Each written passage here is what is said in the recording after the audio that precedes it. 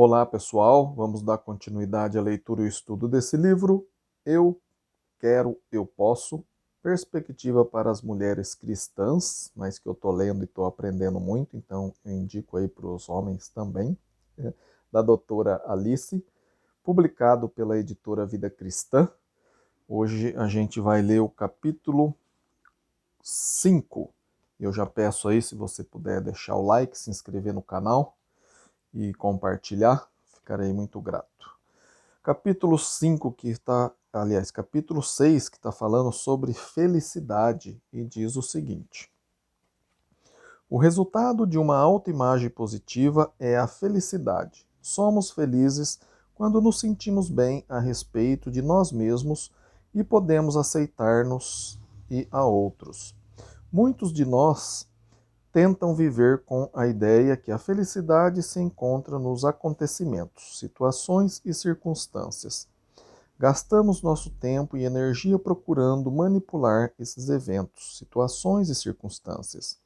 O problema é que no momento em que conseguimos manipular um deles, outro logo surge em seu lugar, de modo que em nossa mente a felicidade está logo ali adiante. Nosso modo de pensar se tornam, então, abre aspas, quando resolver este assunto, ou quando conseguir endireitar as coisas, fecha aspas, etc. Você já notou que a vida não corre em linha reta por muito tempo para ninguém? Você talvez olhe para uma outra pessoa e julgue que a vida dela está sempre equilibrada, mas isso não é verdade. Quando chegamos a conhecer alguém de perto, percebemos que está lutando tanto quanto nós. Meu marido e eu somos íntimos de 3 outros casais. Alguns dos nossos melhores momentos são aqueles que passamos com essas pessoas. Rimos muito, brincamos muito, conversamos muito e choramos juntos algumas vezes.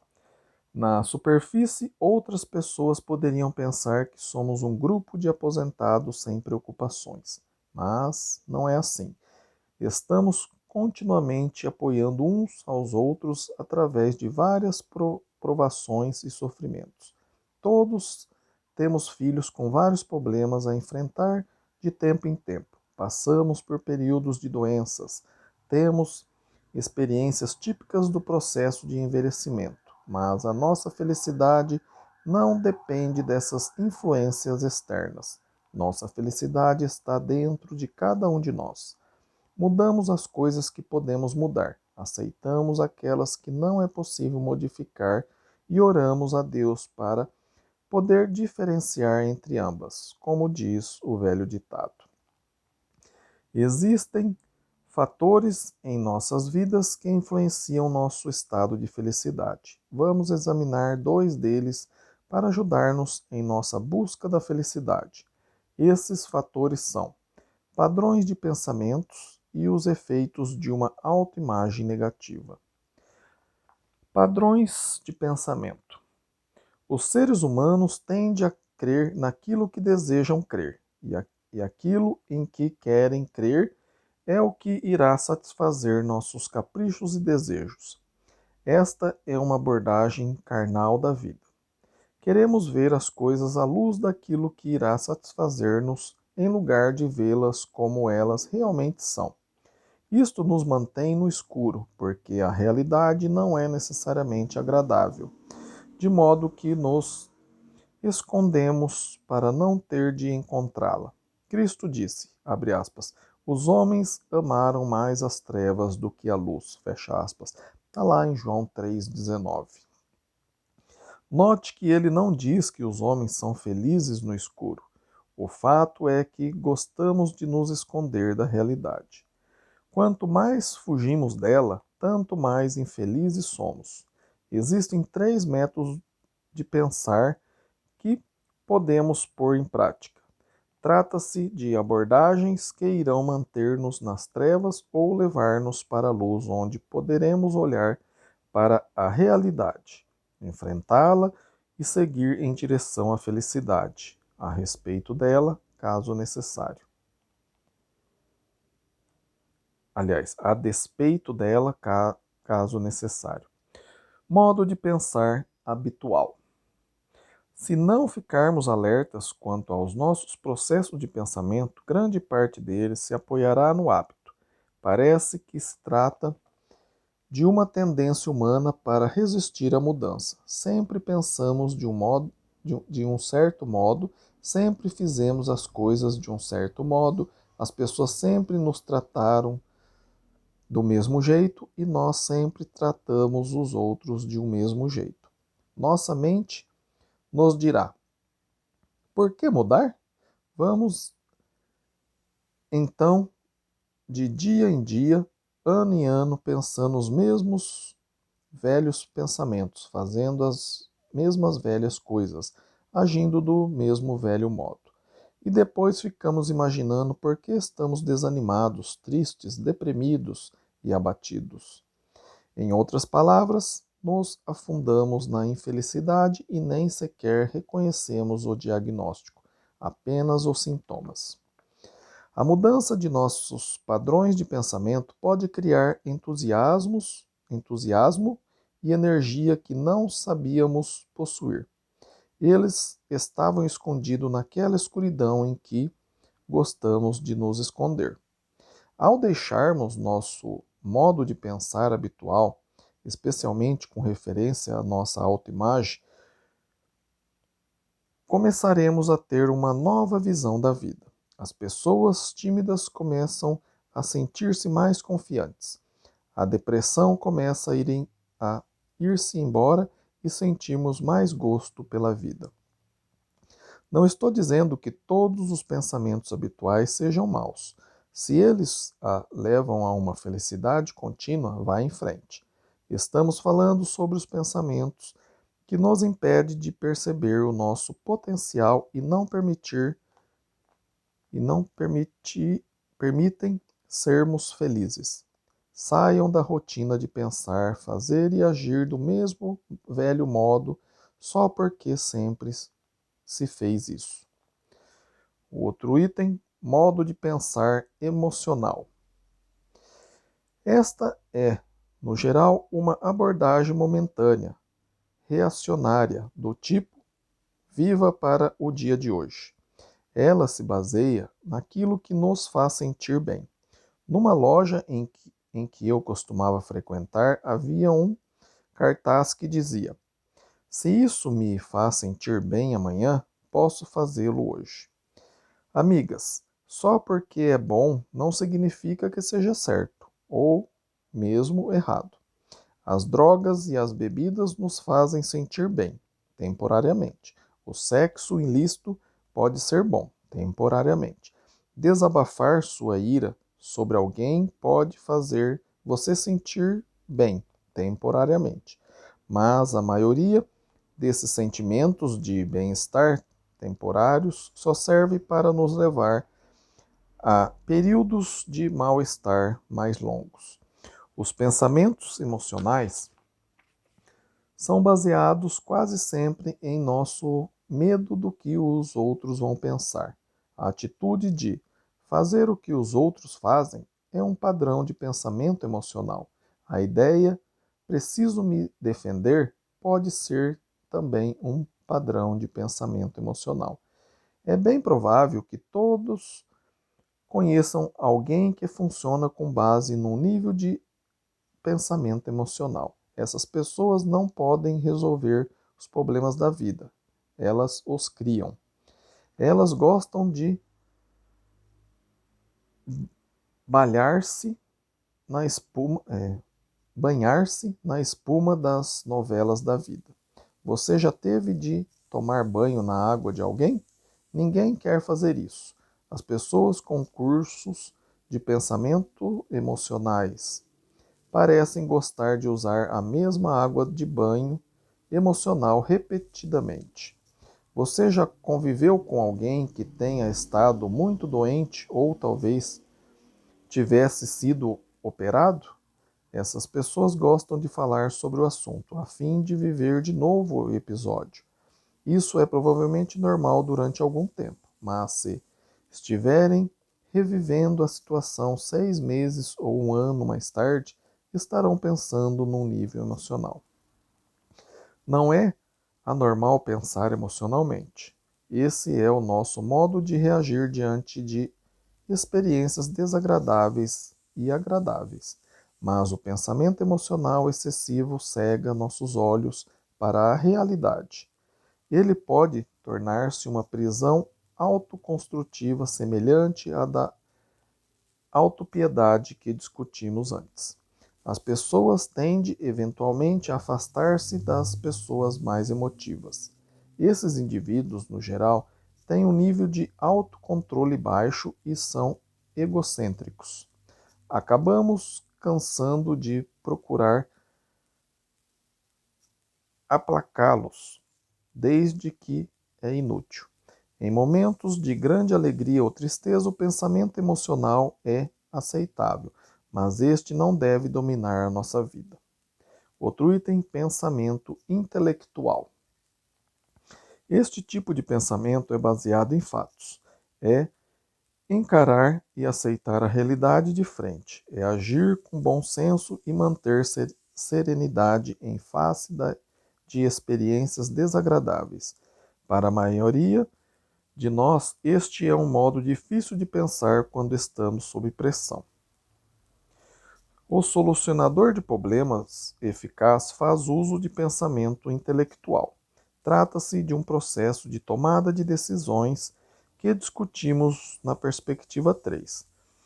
Você identifica o problema, considera as alternativas e decide sobre a ação apropriada, pondo-a então em prática. Mesmo quando não se trata de uma situação de solução de problemas, o pensamento intelectual continua sendo um padrão positivo a ser usado. Todos nós, todos nos envolvemos em pensamentos habituais e emocionais até certo ponto, o que é normal e aceitável. O problema é como esses dois padrões de pensamento tendemos a nos enredar em detalhes não essenciais, obscurecendo os horizontes mentais. Isso restringe a nossa visão e limita nossa produtividade. O pensamento habitual cria uma atmosfera propícia à repetição de velhos erros. Isso é mais fácil do que abrir novas trilhas, tentar novas ideias, ousar ser diferente. Os que usam o processo de pensamento habitual e emocional perguntam: por quê? Os pensadores intelectuais indagam: por que não? Subtítulo: Efeitos da autoimagem negativa.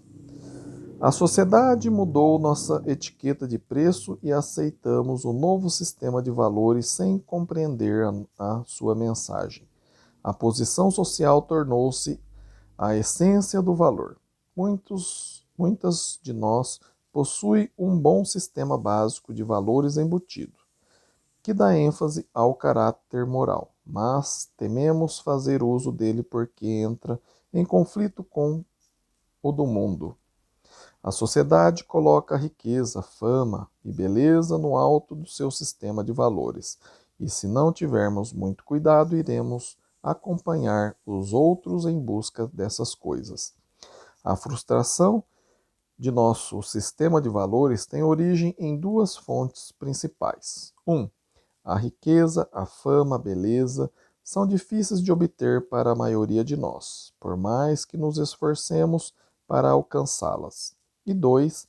Nosso sistema de valor oculto, em confronto com o do mundo, resulta em conflito, o qual se manifesta na forma de sentimento de culpa, angústia mental e tristeza. Um homem pode descobrir tarde demais que sua busca da riqueza resultou em relações difíceis com a família.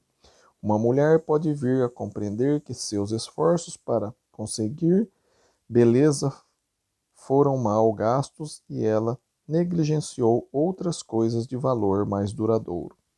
É preciso coragem para dizer: talvez eu não venha a ser a pessoa mais rica em questão de dinheiro, mas vou dar tempo aos meus filhos enquanto eles são crianças. Ou a beleza exterior é enganosa e não traz felicidade por si mesma. Portanto, vou gastar a maior parte do meu tempo em empreendimentos mais importantes. A autoimagem negativa pode resultar desde conflitos entre o sistema de valores do mundo e o seu sistema pessoal. Alguns efeitos disto pode ser visto da seguinte maneira: dois pontos. 1. Você pode sentir-se pouco importante, desde que não sou rica, nem famosa, nem bonita. Sou uma ninguém. 2. Pode diminuir seu entusiasmo. Acho melhor desistir, não tenho muito a oferecer. 3. Pode criar amargura e ressentimento. Talvez culpemos outros por não termos alcançado o que o mundo identifica como sucesso, criando assim um relacionamento negativo com aqueles que deveriam ser caros ao nosso coração. A má vontade com relação a nós mesmas ou outros por causa de nossas fraquezas, infortúnios ou má administração de nossa vida só serve para denegrir ainda mais a nossa autoimagem.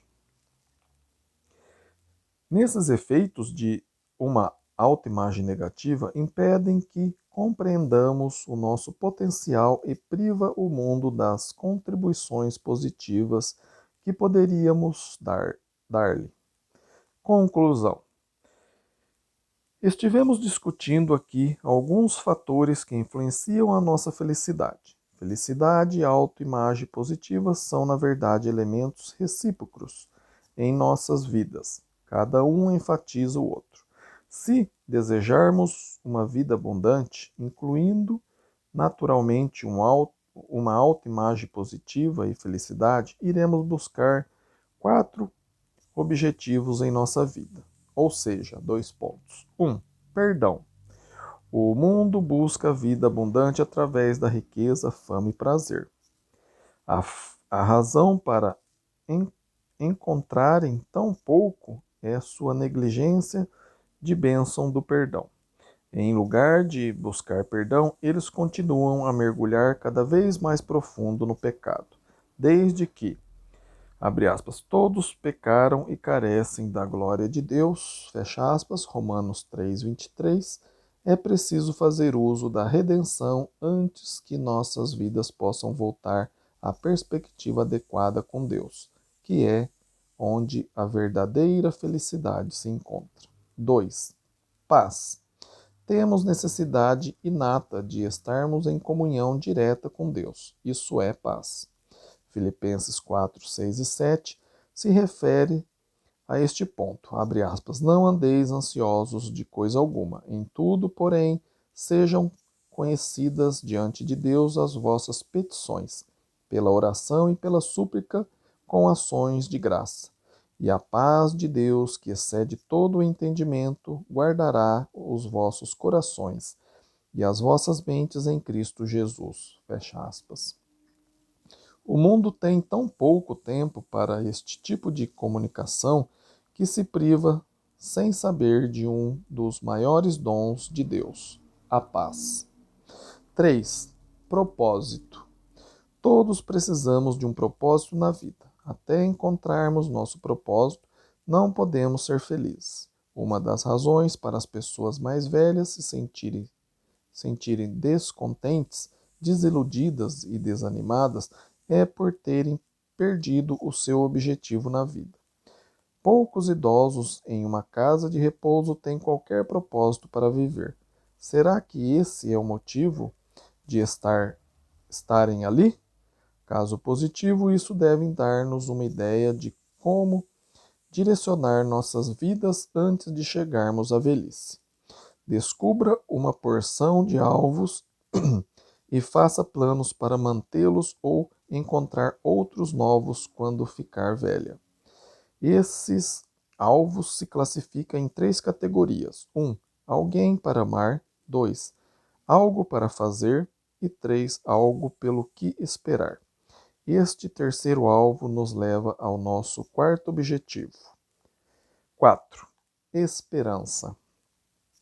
A Bíblia fala muitas vezes de esperança. Hebreus 11:1, abre aspas, ora, a fé é a certeza de coisas que se esperam, fecha aspas.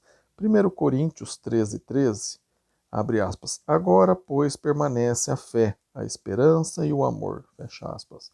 Romanos 12:12, abre aspas, regozijai-vos na esperança, fecha aspas. 1 Timóteo 1:1, abre aspas, e de Cristo Jesus, nossa esperança, fecha aspas. Tito 1:2, abre aspas, na esperança da vida eterna, fecha aspas. 1 Pedro 1:21, abre aspas, a nossa fé e esperança estejam em Deus, fecha aspas. 1 Pedro 3:15, abre aspas, estando sempre preparada para responder a todo aquele que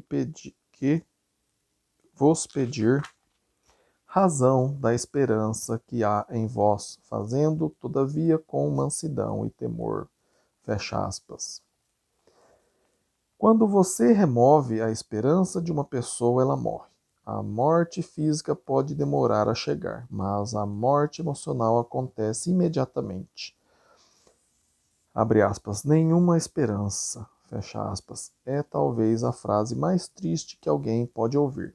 A esperança nos motiva, ela nos energiza, ela nos dá um novo entusiasmo e vontade de viver. Você está vendo como isso está ligado à autoimagem? Dizemos há pouco a mesma coisa sobre os padrões de pensamento que influenciam nossa autoimagem. A sua busca desses 4 objetivos, perdão, paz, propósito e esperança, farão de você uma pessoa melhor. Irá ser útil na vida de outros e tornar o mundo um lugar melhor porque você está aqui. Que fundamento para a felicidade. Que ajuda para a autoimagem. Abraham Lincoln, 16º, aliás, presidente dos Estados Unidos, disse certa vez, abre aspas, a maioria das pessoas é feliz na medida em que a sua mente permite que seja, fecha aspas. A felicidade é uma escolha. Decida hoje ser feliz. Bolo da felicidade. Aí tem uma receita aqui, ó. Uma xícara de bons pensamentos, uma xícara de boas obras, uma xícara de consideração por outros, 2 xícaras de sacrifício, 2 xícaras de defeitos bem batidos, 3 xícaras de perdão. Misture bem, acrescente lágrimas de alegria, tristeza e simpatia.